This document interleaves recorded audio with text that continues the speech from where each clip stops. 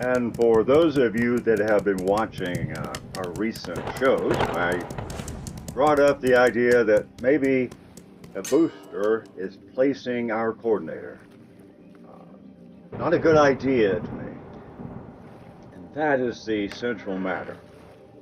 That, it's not that did someone break laws, or someone needs to go to prison, or anything like that. It's just the fact is that the way the world works now? That if you donate $6 million, you get to pick the coordinator? I guess that's okay. I mean, not trying to deny wealthy people the privilege of their money, but I kind of think getting that. I think that's kind of like letting the aristocracy pick the officers in the army. It didn't work out too well for the British, did it?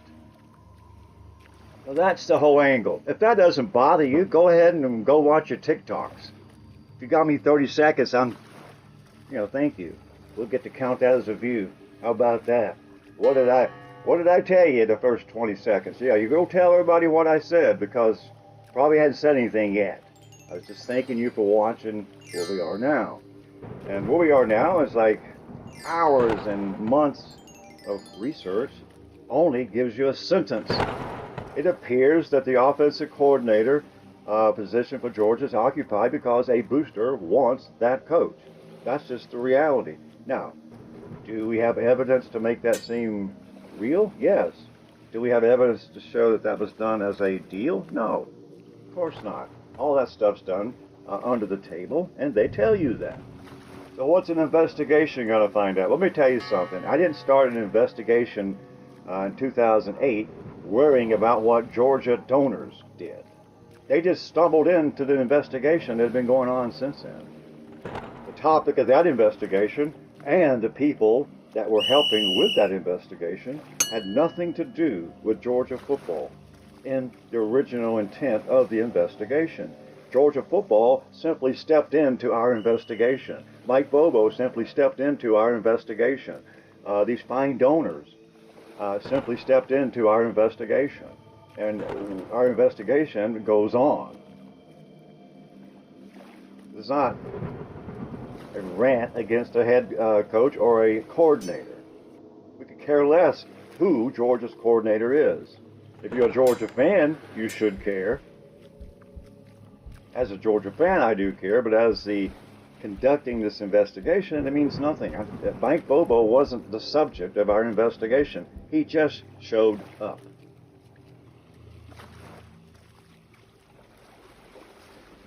You see, the topic of our original investigation was concerning the effects and possible ramifications of the influence of Las Vegas sports betting on college football. It was a topic that we were commissioned to study, and those people do not matter. At this point, they're simply the ones who are interested, and we decided to do the work. 2008. The method used, we charted the top 12 teams every Saturday, and we charted out that team's record against the fantasy bets, spread, and over-under, those three only. And we charted how many times a coach or a team, how they did if you bet against them all the way on fantasy, spread, and over-under. How often would you win betting against each team in the top 12? We charted that for 3.5 years.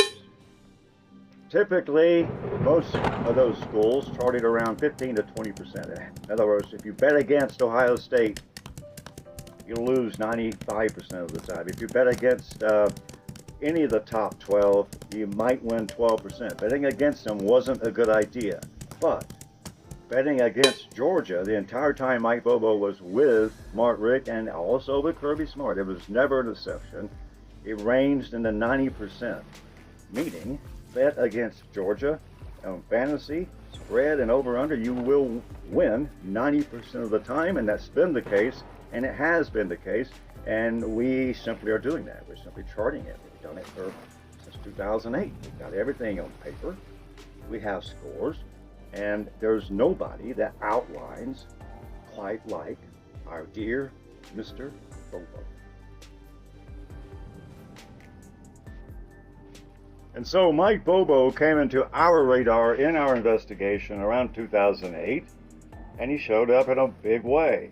As we told you, our typical ratings of the top 12, typically betting against them on fantasy, spread, and over-under, betting against them, you would win 9 to 11% of the time. That was typical. In other words, betting against the top 10 usually doesn't work. But in all Bobo's games, betting against Georgia on those metrics, fantasy, spread, and over-under, you win 90% of the time. You jump from 90% of the time is way more than 9% of the time. That's an outlier that a researcher has to look at. You can't just ignore that. That's unusual. And so how can Georgia fans expect a championship team when 90% of the time you can bet against their offense? Almost in anything you can measure, bet against them, and you'll win 90% of the time when Mike Bobo's here.